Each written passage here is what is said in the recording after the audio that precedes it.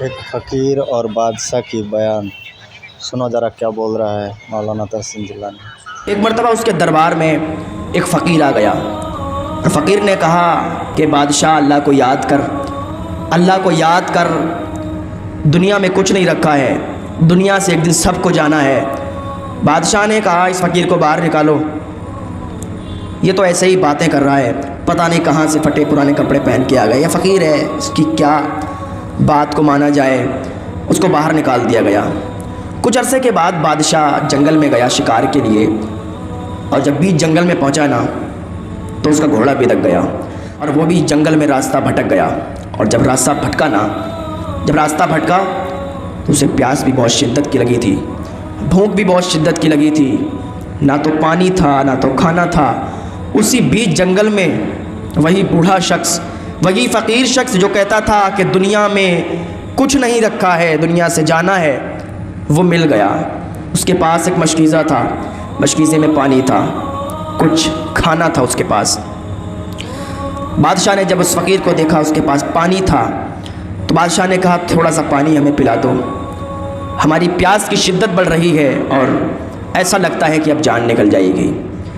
فقیر نے کہا کہ پانی تو ہم تم کو پلا دیں گے لیکن آدھی سلطنت لگے گی۔ پانی تو تم کو پلا دیں گے نا، لیکن آدھی سلطنت لیں گے، آدھی سلطنت کے بدلے میں تمہیں پانی پلائیں گے۔ بادشاہ نے کہا تم مجھے نہیں جانتے، میں بادشاہ ہوں، میرے بڑے بڑے تذکرے ہیں۔ فقیر نے کہا باتیں کرتے ہوں گے محلوں میں، باتیں کرتے ہوں گے تمہاری سلطنت میں، یہ جنگل ہے، یہاں نہ تو تمہیں پانی ملے گا نہ تو کوئی کھانا ملے گا، اگر آدھی سلطنت دیتے ہو تو پانی بھی ملے گا اور کھانا بھی ملے گا۔ اس نے کہا ٹھیک ہے آدھی سلطنت دیتے ہیں۔ بوڑھے نے کہا ایسے نہیں، ایک چمڑا نکالا، چمڑے کے اوپر کا اس پر لکھ کے دو کہ آدھی سلطنت دیتے ہیں۔ اس بادشاہ نے اس پر لکھ دیا کہ چند گھونٹ پانی کے بدلے میں نے اس کو آدھی سلطنت دے دی، آدھی سلطنت لے لی۔ اس نے ابھی ایک گھونٹ پانی پیا کہ اس کے پانی اٹک گیا، پانی اس کے حلق سے نیچے نہیں اترا۔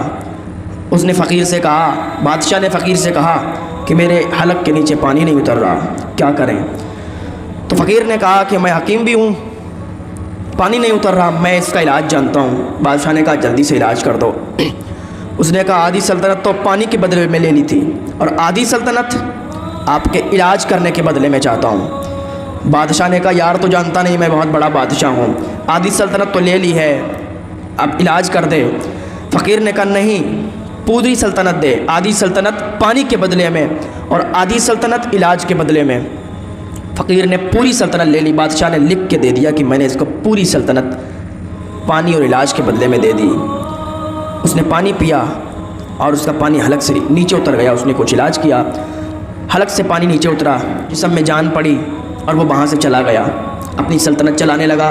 بہت عرصہ گزر گیا، بہت دن گزر گئے، ایک بار پھر وہی فقیر آیا اور پھر وہی بات کی کہ دنیا میں کچھ نہیں رکھا ہے بادشاہ، ابھی سمجھ جا، دنیا میں کچھ نہیں رکھا، دنیا سے ایک دن تجھے بھی جانا ہے، مجھے بھی جانا ہے، اللہ کو یاد کر لے، اللہ اللہ کر لے۔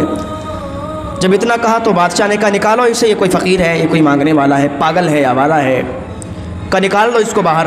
غلاموں نے اس کو پکڑ کے باہر نکالنے کے لیے کوشش کی تو اس نے ڈانٹ کے کہا کہ دور ہو جاؤ، اور بادشاہ سے کہا یہ تیری سلطنت نہیں ہے آج، یہ میری سلطنت ہے، کیونکہ پانی اور علاج کے بدلے میں تو نے اپنی ساری سلطنت میرے حوالے کر دی تھی، اور اگر اس کا ثبوت دیکھنا چاہتا ہے تو یہ چمڑا ہے میرے پاس اور اس پہ سارا تیرا لکھا ہوا میرے پاس ابھی تک موجود ہے۔ یہ سلطنت اب تیری نہیں ہے، یہ سلطنت میری ہے، اور اگر میں چاہوں تو ابھی تجھے تخت سے اتار کے نیچے اور میں اس پر بیٹھ جاؤں۔ تو بادشاہ نے کہا بابا اب کیا کرنا چاہیے؟ تو فقیر نے کہا یہ سلطنت تو ہی چلا لیکن اللہ کو یاد کر، کیونکہ دنیا سے ایک دن جانا ہے، ہمیں بھی جانا ہے، تجھے بھی جانا ہے۔